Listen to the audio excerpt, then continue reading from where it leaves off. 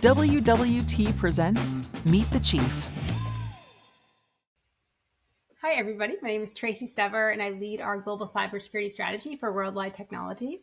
And I am thrilled to have Jasson Casey, the CEO of Beyond Identity, here with me today. Jasson, thanks so much for being here. Thanks for having me. Fantastic. Well, Beyond Identity is a 4-year-old startup that's quickly made an impact in the industry as a pioneer in passwordless technology. The company was founded on the basic premise that passwords are kind of a pain. They represent a major vulnerability to the organization if they're lost or stolen.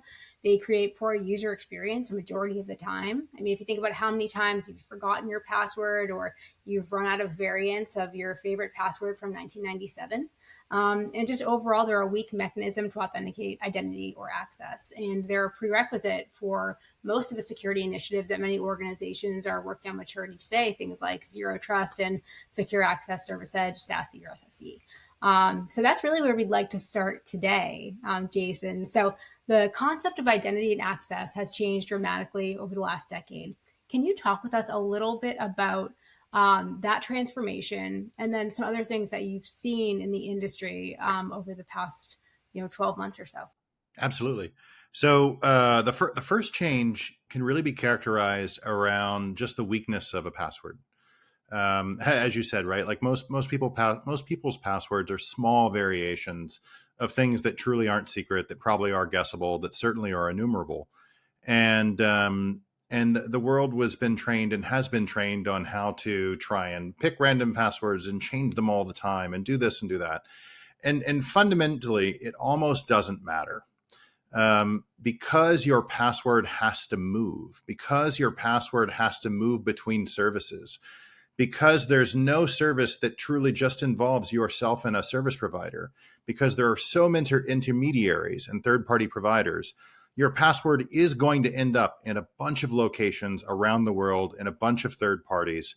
It is almost an indefensible surface area to keep track of. So no matter how secure your password is, I can almost always steal it from some other location and then come back and use. So the first trend I would say is the world kind of recognizing that fact, that it doesn't matter how often you rotate your password. It doesn't matter the strength or the entropy, if we want to get technical, on the password. The fact that it's a symmetric secret and I can just steal it from the person who guards it the least well is fundamentally what the vulnerability of that password is. The second trend I would say would be the rise in phishing and vishing attacks. Trying to compel or get an end user to click on a link to, hey, this is your boss, I need you to approve this thing for me so I can move forward, or hey, I'm at a customer event, I need you to send me some gift cards. The rise of those kind of targeted attacks have also presented exploitation against MFAs, right? Whether those MFAs are simple TOTP codes, right? Open up your authenticator, read the code, type it into your system, or things like push notification where your phone gets a chirp and you say, do I approve or do I not approve? With the rise of these social-based attacks, with these phishing-based attacks, the adversary is able to get in the middle between you and the actual service.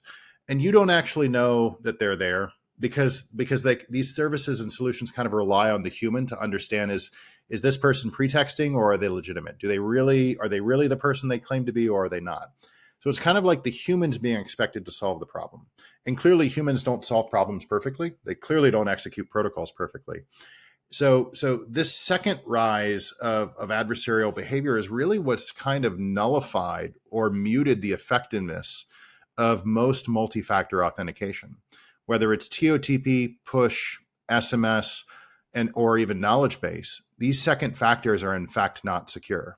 So the fact that I can buy your password off an underground site, the fact that I can completely bypass through a phishing attack, these MFAs, have really kind of been the two trends driving a fundamental reshaping or rethinking of, well, how should access work, and why is that the case, and what is really the fundamental weakness, and how do we actually solve that weakness? So those are two trends really in the problem. I would say there's another trend that's more an enablement trend. Over the last 10 years, almost no modern electronics, whether it's a laptop, an iPad, a phone, what have you, almost no modern electronics are developed today without something called a secure enclave. A secure enclave is a type of security processor that's different than your main processor. And it's useful for creating security keys inside with a guarantee that key will never leave that security processor. This is now almost universally available. Microsoft, in fact, depends on it to do things called secure boot and verify trusted operating systems. This can be taken advantage of to actually address that root cause problem that we talked about in the first case. The fact that passwords move is really the fundamental problem. If a secret or a credential moves, it can be stolen. These multi-factors that are kind of dimensionless, that don't really understand anything about the context of the person, their device, or what they're trying to do, they are the fundamental problem. So with this rise in enclaves, you can now create keys with a guarantee they can't move, and you can use those keys to authenticate. And rather than the key being shared, the key is actually used to sign almost a little document proving that you are who you say you are. And it's basically classic digital signatures. So with the rise of secure enclaves in modern electronics, it's now possible to remove the password and replace it with a strong cryptographically based authentication mechanism with a guarantee that the primary weakness of the password no longer exists. And the second thing is, now that I'm using this key, I can introduce what's called an authenticator. You can think of it almost as a wallet, the thing that holds the key, that can take the human out of the loop and take the human out of the responsibility of verifying, is this challenge, in fact, the bank one, or is it bank one, but spelled with a Cyrillic letter, right? Is it really the legitimate service, or is it something posing as an illegitimate service? By taking the human out of the loop, you can verify that mechanically. You can verify it with a proof. And then and only then do you proceed and kind of sign the challenge with your security key saying, yes, in fact, I am Jason and you should let me in. So I would, I know that's a lot, but the gist of it is there's no system that can secure a password. And most MFA is actually vulnerable to a trivial exploit that you can download off of GitHub. The only real way forward is to take advantage of these enclaves and move to a more cryptographic based authentication mechanism with a guarantee that that the server side or the service side is who they say they are. Yeah, that is it's incredible to see how much you guys have influenced the movement of this space from solving productivity issues to really solving core security issues. And I think that's certainly an exciting direction. In your commentary there, you talked a little bit about kind of removing humans as a vulnerability from the equation. It actually brings up an interesting conversation about, you take the humans off of those repetitive tasks. What are some of the ways that you've seen organizations really repurpose those resources, for the better of that organization and for those resources themselves? Sure. So there's actually two threads in with that theme. So the first is more of the vulnerability thread. Humans make mistakes. We all have error rates. Maybe your error rate is lower than mine, but if you try enough, you're eventually going to expose that error. And so pulling a human out of a loop just from the authentication perspective is just a way of guaranteeing that that phish attack can't essentially steal your access, steal your credential. The second way of looking at it is back to this security fundamentals. If we really ask ourselves, is the fundamental problem around password-based and MFA-based authentication, what is it, and is it solvable in a way that's deterministic? Is there a way to solve it completely as opposed to just reduce the error rate? Then there's kind of an implication on how we build out our security architecture, right? So anyone listening to this can think about how their security architecture is built out. They have services monitoring their email. They have services monitoring their phone, their SMS, maybe Slack, maybe Discord, like all of these channels where a phishing link could be delivered. There's probably a security service that's trying to monitor these channels and trying to understand, all right, is this link legitimate? Should I quarantine it? Should I go try and see if there's a payload here that I could detonate? And these are probabilistic controls. And what I mean by probabilistic controls is they're trying to reduce the rate of bad things happening, right? But we all know that some percentage still gets through and some percentage of our user base still actually clicks on links. If there was a way of actually addressing the fundamental problem, which is why should humans should be able to make a mistake and that shouldn't result in a catastrophic problem. If I could actually fix that problem, do I really need all of these probabilistic controls? Do I really need all of these overlapped probabilistic controls focused on reducing a thing if I could truly remove the root cause? Could I repurpose those people, and could I repurpose maybe not even the people, but just the security architecture itself? And so what we see with our existing customer base when they actually move, and by the way, we call this zero trust authentication. And at a high level, zero trust authentication it's authentication based on digital signatures where the key is provably not moving, where the phish resistance is actually provided as the core fundamental authentication loop. If I move to zero trust authentication, then I can start answering much higher level questions from a security perspective. And I can shift my focus onto deeper analysis. I can shift my focus onto threat hunting. I can shift my focus onto actually controls verification, right? So every business has contractors, not just employees. Every business has business partners that may not be very large. It doesn't matter that they're different entities. You're actually still responsible for the protection of data, even if they're the ones working on it on their machines. So how do you verify the security controls are actually in place? How do you do it in a way that's effective at the time of access? So we see our customers kind of starting to engage and think about these other problems that are also critical to their business, right? Like protecting your customers' data is your number one job. And it doesn't matter if it's your employee working on that data or a contractor or a business partner. So how do you do that effectively? And we feel zero trust authentication solves enough of or solves completely some of the access concerns to let security teams move and really focus on third-party concerns. Jasson, you're talking about a lot of very significant architecture, specifically around zero trust authentication and how it fits into a zero trust framework. And really complementing many of those tools and integrating closely within them just to get the right effectiveness out of all of these solutions. Can you talk to us a little bit about the complementary solution landscape, as well as the complementary solutions that are even within the identity and access management stack? Absolutely. So first, let's start at a higher level. What are the questions we really care about from a secure access perspective? The questions are, who are you? What are you trying to do? And are the security controls I would expect relative to what you're trying to do, right? It's kind of a dynamic answer.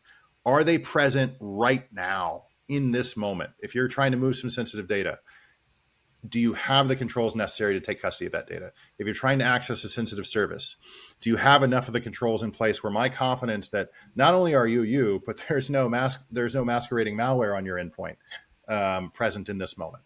So that's really the golden question that you're trying to answer at the time of access as well as continuously. No one product can actually solve that. It's really kind of an architectural problem. And when you think about access is kind of it's this toll bridge or this choke point that everyone has to cross to get to data or to do anything of meaning. So access is the perfect point for inspection, for introspection, for analysis, and for a decision. And the great thing about digital access is you can withdraw your consent after the fact if something goes south after the fact. So zero trust authentication is the core. It's kind of where you start, because that your house can't be built out of cards. It has to be built on a solid foundation. That solid foundation is phish resistant MFA with credentials that can't move, with a guarantee that there's no man in the middle. But again, that's not enough for that golden question I answered, right? Are the security controls I expect relative to what you're trying to do actually present? So most modern enterprise architectures include EDR, right? Endpoint detection response. Most modern architectures have some form of mobile device management, right? How do we ensure the systems are configured in the way we expect? Most modern architectures have some form of either SASE, SSE, and or VPN strategy for secure access. Answering that question, who are you? What are you trying to do? And are the security controls that you would expect present right then in this moment, and withdrawing consent after the fact if things go south, can only happen if those product categories I mentioned actually work together. So there are, in fact, deep integrations that have to take place between your zero trust authentication solution and your EDR and your MDM and your SASE, VPN, and SSE solution. And just to give you an example of what those might be, again, everything is underwritten with the phish-resistant MFA. But now that I know what you're trying to do, because I can get that from an integration from the SSE provider, or the SASE provider, or the identity provider, now that I know who you are through that foundational phish-resistant MFA, I can now actually answer the questions, are the controls I expect relative to what you're trying to do actually present? I can reach out to CrowdStrike. I can actually ask for your current zero trust score from CrowdStrike's perspective. I can actually ask for some custom queries that were written through the CrowdStrike query engine and feed those results in. I can look at the MDM and I can actually see, well, what profile is actively running on this machine versus what was expected to be running on the machine. I can take all of that information, integrate it very, very quickly, and actually make a point in time decision, right? Taking that deep fabric of knowledge from those collective products into essentially what is an access decision. But again, that's not enough. That's access. Let's say we let you through. Let's say something happens after the fact and we want to withdraw consent. The way we know something happened after the fact is authentication, or zero trust authentication, is defined as continuous. So we're constantly monitoring. That monitoring is not just us through zero trust authentication, but it also is using that fabric to, again, pull back in data points in real time continuously to make sure the conditions are still satisfied. And if we decide they are not, the way that we can withdraw that authorization, that consent, is through the integration to those products. We can suspend the account through an identity provider. We can withdraw the authorization for the tunnel or for the session from the SASE provider. We can lock the user account through the EDR and potentially even the MDM. So it's a combination of integrations that help us build this rich tapestry of information about who is this user, what are the device they're on, what's going on in that device, and relative to what they're trying to do, can we actually satisfy the risk profile, if you will? And again, we also have to recognize that's not a point in time decision, right? It's actually a continuous function. And we need to be prepared to follow a change in the environment with a withdrawal of authorization or consent. It's so interesting. You mentioned a number of tools that you integrate with, and from a CISO's perspective and for the practitioner's perspectives, we know that complexity is really the enemy of security. So when you're sitting at an executive session and you're really going through what is the value that we're adding, how do you answer the question of how are you reducing that complexity and driving outcomes for your customers? That's actually pretty easy, right? So every CISO, the story that we paint in terms of like building this rich context about every transaction and its authentication and authorization status, that's kind of the dream of every CISO. You don't actually have to convince them of that. Most of them think it's not possible, or it's only possible with a very large amount of kind of custom integration between all of these products. And they may even back away from it because they may view these products landscapes as shifting so rapidly that any custom integration we do may not work the year after, et cetera, et cetera. The way we show value quickly is through these simple integrations that we've worked out through our technical partnerships and alliances with these vendors. You don't actually have to worry about that, right? Like right out of the box, we'll integrate with these providers. Right out of the box, we'll incorporate their signals into our policy engine. Right out of the box, you'll actually be able to write policy over not just attributes that we gather, but also the attributes gathered through these products that you've already deployed. Right out of the box, we'll help you get more value out of what you've already purchased in making real-time security decisions around access. Yeah, that's fantastic. And I think that really hits home for so many of the folks that are involved in these projects, because it's very easy to make a philosophical technical decision and purchase a product, but the adoption and rolling out these technologies, if you can't make it simple and make it something that they can accomplish in a reasonable amount of time, they're not going to be able to get that ROI from the solution. So that's incredible that you guys are doing everything right out of the box. And I think it's something that really drives home the value of the technology. 100%. Like, how do you make an informed decision at the time of access? How do you realizing that's a continuous function? How do you follow the change in real time and then do something about it? Yeah, absolutely. Kind of double clicking into, the CISO conversation, or really any board level conversation. Are there specific themes that you're seeing this year that are really kind of taking center stage? I know that we'd be remiss not to mention AI and how that's really changing the industry, but I'd love to hear your perspective on it. Sure. So there's a couple themes that we're seeing. We're seeing insurance companies become much more aggressive, specifically on cyber insurance policies, and requiring phish-resistant MFA. In some cases, we've seen policies get withdrawn. In most cases, we've just seen premiums double or triple without actually having phish-resistant MFA in place. We've seen a big uptick in organizations trying to focus on their third-party risk through contractors and business partners. And technically, it's not really third-party risk, but it resembles it. But M&A. So you buy a company. The minute that deal closes, you're now liable from a security perspective of what's going on in that organization. But you bought the company for a reason, right? Like in theory, they're doing a good job, and you want them to continue doing a good job and keep kind of running their business. So how do you quickly get a good understanding of the security posture of the environment?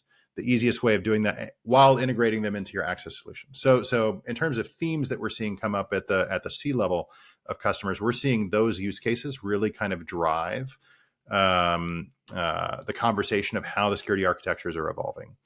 In terms of AI, I guess feeds this fifth theme, which is most access solutions today use some form of password and second factor that's TOTP based or SMS based or, heaven forbid, knowledge based.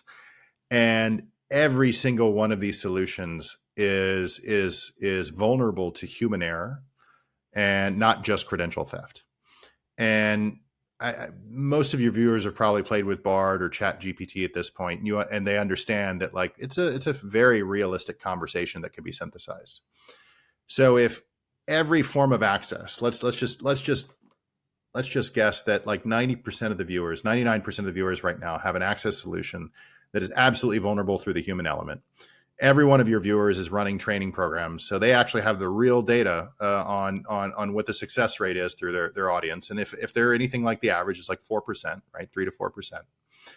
And AI is only going to increase the effectiveness and reduce the complexity of writing and delivering a lure, right? The thing that the victim clicks on, in an incredibly intelligent way. So it's kind of like there's an arms sale on. It turns out the guns cost $1 and they're being handed out to anyone who shows up with $1, right? So AI is basically driving it's driving a bunch of things, but we see it as actually driving the cost of attack down. We see it as driving the effectiveness of phishing campaigns against access up. And the conversations that are mostly happening is people realizing that their existing access is by definition completely ineffective to how the threat landscape is evolving. Yeah, it's so interesting when you really think about, like you mentioned, like the phishing example. I think so many of the corporate trainings, when they go into how to avoid a phishing attack, they say, well, look at the email. If the wording seems a little bit off or there's some misspelling here, it's kind of like these human errors that you would be looking for. With the adoption of AI and how simple and easy it is to use and how widespread it's going to be adopted, those cues are going to be gone. Yeah. So it's going to become very, very difficult for a person who isn't a technologist or someone very well versed in security to be able to identify a phishing email. So it's just really interesting how this landscape is going to change over the next, how it's already changed, but how it's going to change over the next 12, 18 months even. I mean, if Kasparov couldn't beat a computer at chess, what makes you think your average employee could? Yep, absolutely. Absolutely. Yeah. We're certainly getting into even more so into the man versus machine conversation, which I think we could probably have that conversation for the next couple of hours. But I need to give the viewers what they want. They want to know a little bit more about you as a person as well. So can you talk to us a little bit about some of your interests outside of the office and just share a little bit more? Sure. So I am a person, and Yeah, so I'm a lifelong engineer. I got into this world wanting to build things, wanting to build teams, and using those teams to kind of build, really build projects. And it honestly it hasn't changed. I still have my hobbies that involve me, trying to build things. Mostly as a way of learning. I like to cook. I bring my full engineering self to cooking, in terms of really kind of trying to understand like the chemistry of things. And yeah, I would say those are probably the two most defining traits. Tell us a little. What's your favorite thing to cook? Um, so from a satisfaction perspective, it's like the flavors of northern Mexico. Oh, I would say so for a good portion of my childhood, I lived in South Texas, and just the earthy moles, the smoked chipotles, right? Smoked pepper flavorings. So the earthy flavors, the acidity of like a really really fresh pico, spiciness. Living up on the East Coast, cooking for friends. Oftentimes, I can't actually cook the way I really want because apparently that's it's a tolerance that you build up over time. But like, yeah, if it's an Anthony Bourdain question, like you're on death row, what's your last meal? It's some sort of it's basically a dark mole. oh, In lovely. terms of cooking, actually, I really enjoy cooking that style of cuisine as well. Oh, that's lovely. That's so I lived in San Diego myself for 12 years. So a different type of Mexican cuisine. This was more obviously coastal, like Baja type cuisine, but Yeah, I can absolutely relate to you. There's almost nothing like it. So um, yeah. that's fantastic. Before we close out our interview today, is there anything that you'd like to leave with our listeners as far as just themes that you're seeing and things that they'd really like to that they would do well to really click into and explore Mhm. over the next year? The the world of security has mostly focused on detection and response for the last, call it, 2 decades. And that wasn't a mistake. That was where we could move the needle the best, for the tools that we actually had available. But we can actually do more now, right? We're no longer in a game where all you can do is reduce the rate of problems in terms of access theft, in terms of credential theft, in terms of man in the middle and man in the browser attacks. These are actually preventable, not just reducible, but actually preventable. And the way that you prevent them is through an authentication system that guarantees credentials don't move. If they don't move, they don't end up all over the place. They by definition cannot be stolen. The second thing that you have to look for in a solution is NIST calls this verifier impersonation resistance. But really what it boils down to is how do you take the human out of the loop? How do you take the onus off of the human from trying to decide, are they authenticating to a legitimate service or not? Are they approving an action to a legitimate and authorized user or not? Um, this also is preventable, not just reducible, but preventable. So yeah, I would say everyone needs to think about like, how do I introduce an authentication solution that actually prevents those two problems? Because if they do, it completely changes how you can think about your security architecture. It completely frees your mind. Well, it doesn't completely free your mind, but it gives you a lot more cognitive cycles back to actually go start looking at other things where you really should be investing in terms of like third party risk and how you actually manage the risk across those contractors and how you manage risk across those business partners, et cetera. Yeah, that's fantastic. Thank you so much, Jason, for both your time and all of these valuable insights. It's extremely appreciated from ourselves here at WWT, and we're excited not only about growing our partnership, but about really helping our customers solve some of these challenges in the field. So, thank you again for being a guest with us today, and thank you so much for our viewers for tuning in. Thanks for having me.